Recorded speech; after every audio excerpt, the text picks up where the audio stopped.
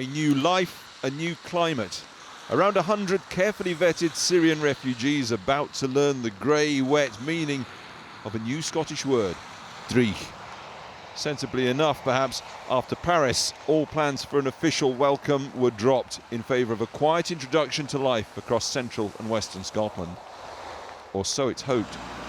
In Bishopbriggs in Glasgow, around 2 a.m, this Muslim cultural centre was firebombed. Police Scotland say it's not being treated as a hate crime, but that is one line of inquiry. You're not welcome! The face of anti-immigrant protesters in post-Paris Ayrshire on Sunday. Refugees are welcome here.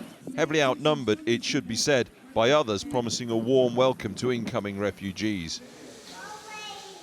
And a welcome too from one Syrian already here.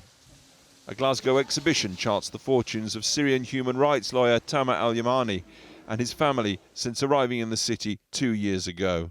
I'm happy because I hope to have a new country and a new life. He says Bashar al-Assad's forces tried to kill him 7 times for speaking out on human rights.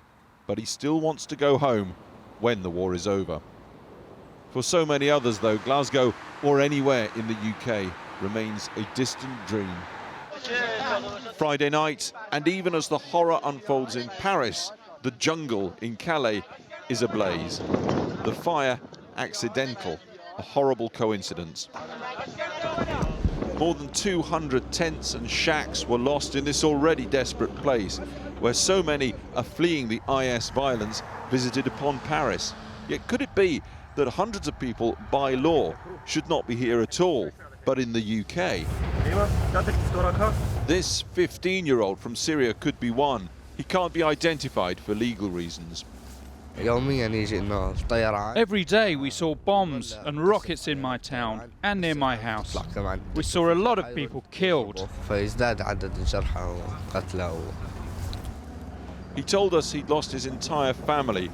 All he has left, he said, is his brother in the UK. But now a charity working in the jungle says the government is failing to implement a regulation known as Dublin 3. It says if you have close family in Britain, you have the right to go there to claim asylum.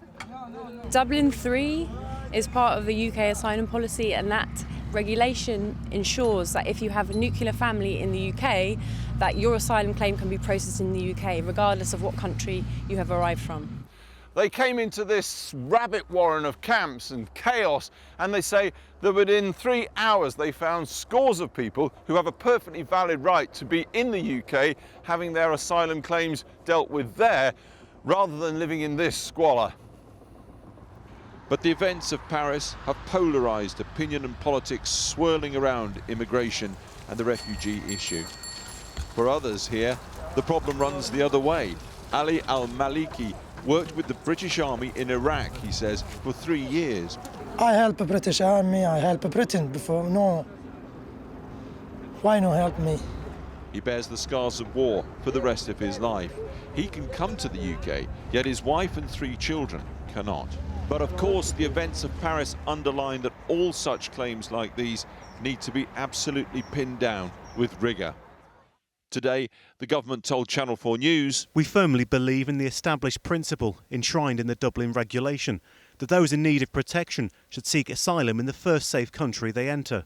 France has developed a fast-track process for migrants to claim asylum locally and is increasing the access to this process." After Paris, how fast-tracked that process will be is open to question. Alex Thompson, Channel 4 News.